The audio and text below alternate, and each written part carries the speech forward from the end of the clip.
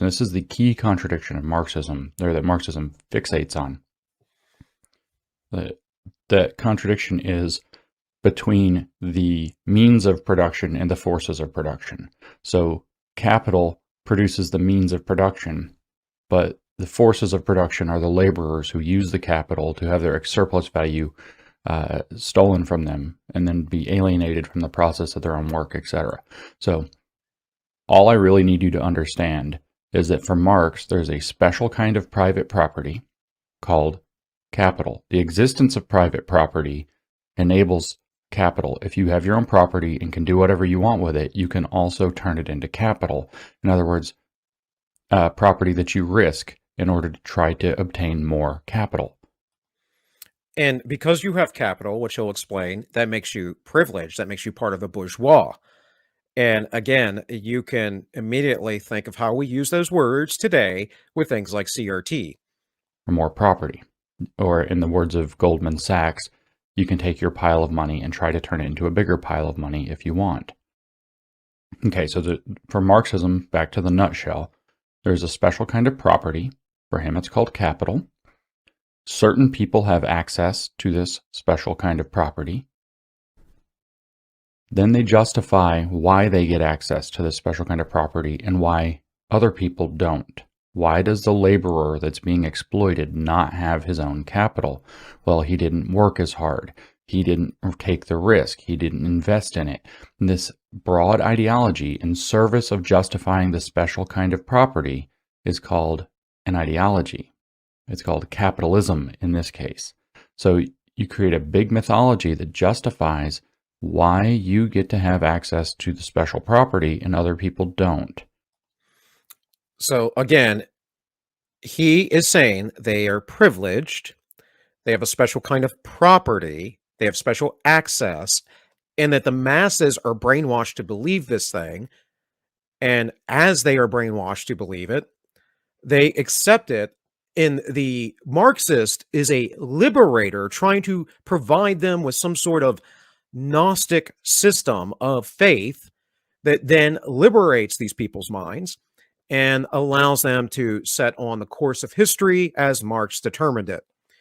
And we'll talk about the flaws of Marxism a little bit as we go through this, and of course, how the neo-Marxist understood that, because as Ignatius just put up here, Marx was not very bright. He was kind of an idiot. Now, he was touted as being some genius, but I don't really know why or understand why. The man died penniless. He had a very strained relation with his family, so his moral character was quite off. He hated God. He wrote poems about it. He basically never did anything. Now, he was a Civil War correspondent during the American Civil War. He kind of wrote here and there for papers, but a lot of his writings, a lot of people believe Engels actually did. And we know that there were periods of time where he got money. I've read on here before, large sums of money, like 30 grand. We're talking about back in the day, Marx's day in the 1800s. That's a lot of money. And he proceeds, instead of giving the money to his family, to his wife and his children who were starving and freezing to death, and actually had people come in and take away their furniture.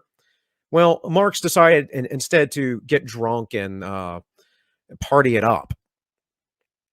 His children, many, I don't recall off the top of my head. I think he had 4 kids.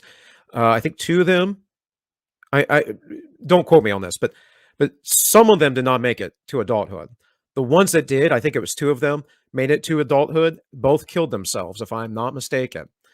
Marx also had an illegitimate son with his maid, so that he treated like a servant his entire life. He never treated him as his son. So this is not a person who is of good moral character. Intellectually, he was found to be wrong immediately. It's why neo-Marxism came about. It's why Trotskyism and Stalinism and Leninism came about, because Marx didn't have it right.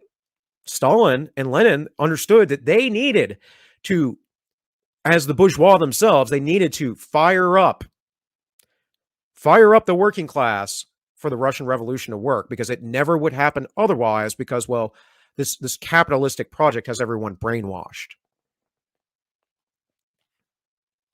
And this is what sets up the dynamic, the structure of the social relations in society. So now you have an upper class of people, the capitalists, who put out, or the bourgeoisie actually, who put out a ideology called capitalism that justifies why they have access to special property called capital that nobody else gets to have, and that why that the ideology also explains why the people on the bottom, the infrastructure of society have to, or the base of society, are going to be in the position they are in so they're in the productive capacity, whereas the capitalists control the means. And so there's an inherent contradiction between the means and production of society.